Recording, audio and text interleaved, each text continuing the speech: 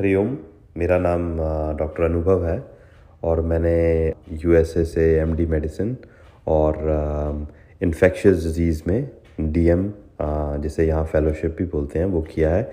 और मैं अभी इन्फेक्शियस डिजीज़ डॉक्टर के रूप में यहाँ पे काम कर रहा हूँ यूएसए नॉर्थ कैरोलिना में। मैं बापूजी का साधक हूँ और मैंने बापूजी से 2001 में सारस्वती मंत्र और 2012 में गुरु मंत्र की दीक्षा ली। और मैं जो भी हूँ आज तक, मैं उसके लिए बापूजी का बहुत ही कह नहीं सकता किन शब्दों में व्यक्त करूं, पर उन्हीं की कृपा से ही मैं जो हूं आज हूं। तो बापूजी के केस मेडिकल जो कॉम्प्लिकेशंस हुई हैं पहले, और जो भी कोविड हुआ उनको जीआई ब्लीडिंग हुई, और फिर हेपेटाइटिस बी की दिक्कत हुई, और थायराइड की दिक्कत हुई, और प्रोस्टेट की प्रॉब्लम हुई। इन सभी में जब भी बापूजी हॉस्पिटल में थे तब मुझे इन्वॉल्व किया गया आश्रम की तरफ से, और जो रिपोर्ट शेयर किए गए उसके बेस पे मैंने अपना जो भी प्रोफेशनल ओपिनियन था वो आश्रम की टीम के सामने रखा।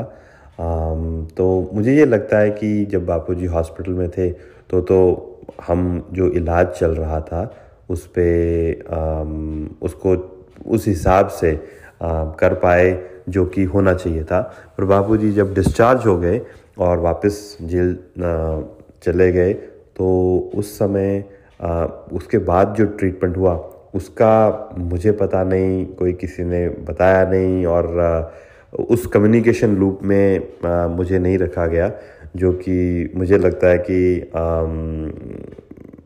उससे बापूजी के ट्रीटमेंट प्लान पे कुछ चेंज कर दिया गया होगा to Ayurveda. And I think उससे बापूजी के स्वास्थ्य पर काफ़ी बुरा असर पड़ा, क्योंकि जो बापूजी को प्रॉब्लम्स थी कुछ वर्ष पहले, जैसे जीआई ब्लीडिंग होना या अपने ऊपर वाले पेट से ब्लीडिंग होना, वो प्रॉब्लम्स फिर से हो गई हैं, और उन चीज़ों को हम प्रिवेंट कर सकते थे। ऐसे ही कुछ साल पहले बापूजी की एंजियोग्राफी हुई थी, उसमें भी बापूजी की जो ब्लॉकेज का सिवेरिटी था वो कम था और वो बढ़ गया है। तो कहीं ना कहीं हमने जो बापूजी को कुछ एलोपैथिक दवाइयाँ जिनका बेनिफिट हो सकता था वो बापूजी को नहीं मिली।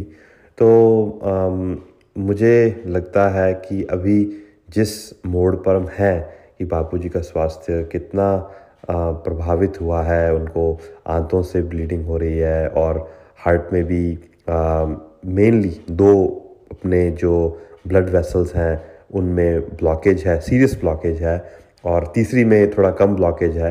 तो उसको अभी ट्रीट करने के लिए हमें एलोपैथी और आयुर्वेद इन दोनों का सहारा लेते हुए इलाज करना चाहिए।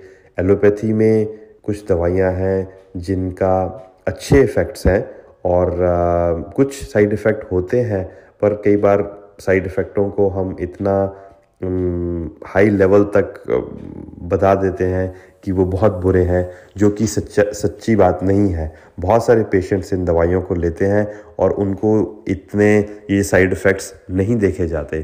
तो हमें रिस्क्स वर्सेस बेनिफिट्स को कंपेयर करते हुए ये देखना है कि हार्ट के लिए और बाकी थायराइड के लिए और प्रोस्टेट के लिए और जो बापूजी को ब्लीडिंग हुई है इनके लिए जो एलोपैथिक दवाइयाँ हैं उनका हमें सही से उपयोग करना है।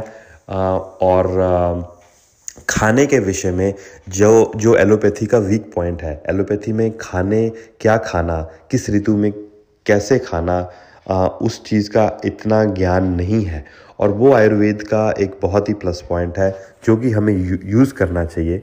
तो moving forward what I think should happen is that Ayurveda specialist should be involve, but they should focus mainly on the food, on क्या फूड बापूजी लें।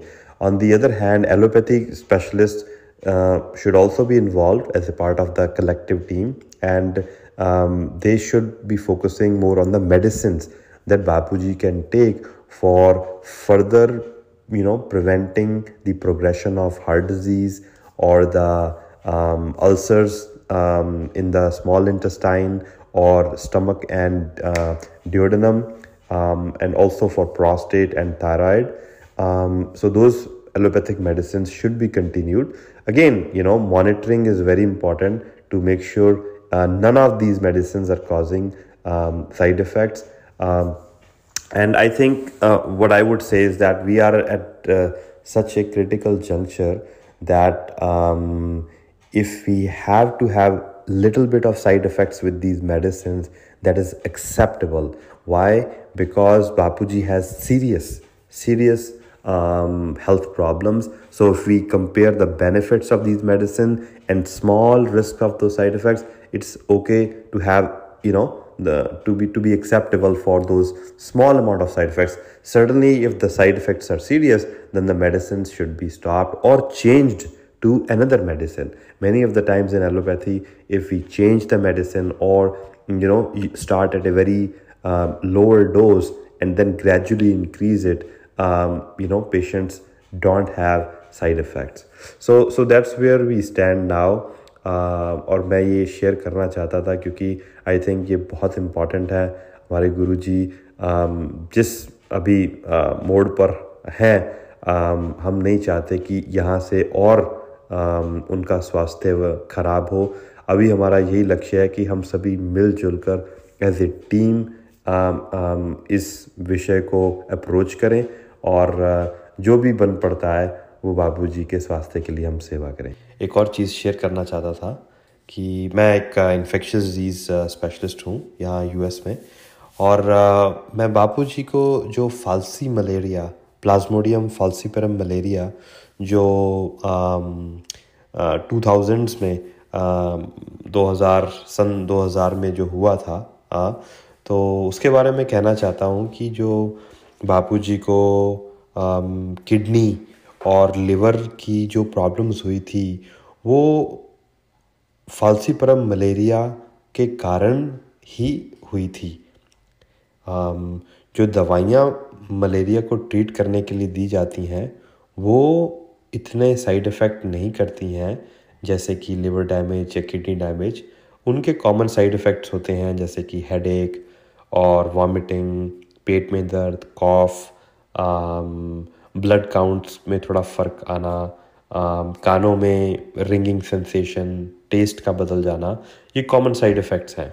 बट किडनी का डैमेज, लिवर का डैमेज, ये मलेरिया की कॉम्प्लिकेशंस हैं. और ट्राइजेमिनल न्यूरैल्जिया जो है वो भी एक known complication of falciparum malaria है. तो मुझे लगता है कि ये most likely malaria, falciparum malaria के कारण थी, ना कि एलोपैथिक दवाई के साइड इफ़ेक्ट्स के कारण. जो दूसरी चीज़ एक और कहना चाहता हूँ कि कोविड के दौरान भी जो दवाइयाँ बापूजी को दी गई वो बापूजी के लिए सीवियर कोविड में लाइफ सेविंग थी. उनसे जो भी, और हमने बहुत सारे पेशेंट्स में भी ये देखा है कि जिन पेशेंट्स को स्टेरॉइड्स दिए जाते हैं उनमें कोविड में उनमें जो सर्वाइवल है वो बढ़ जाता है. इसमें कुछ दवाइयाँ जो ब्लीडिंग करती हैं वो लाइकली रिस्पॉन्सिबल थी, पर उसमें जो आयुर्वेद में गर्म दवाइयाँ जो दी गई, और अभी जो बापूजी को ब्लीडिंग हो रही है उसमें भी जो गर्म दवाइयाँ बापूजी को दी गई जिससे उनकी आंतें छिल गई और उसकी वजह से उनका ब्लीडिंग हुआ. तो आई थिंक अभी आने वाले समय में हमें बहुत ध्यान रखना है कि हम जो विषय के विशेषज्ञ हैं और जो बापूजी को प्रॉब्लम है मेडिकल, उसके जो विशेषज्ञ हैं उसके अनुसार ही हम गुरुजी का इलाज कराएं. और अभी वो समय नहीं है कि जिसमें हम नई चीज़ें बापूजी पर ट्राई करें.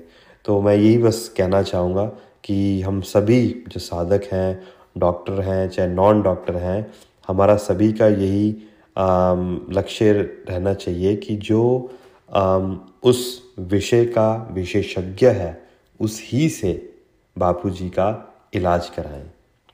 हरिओम।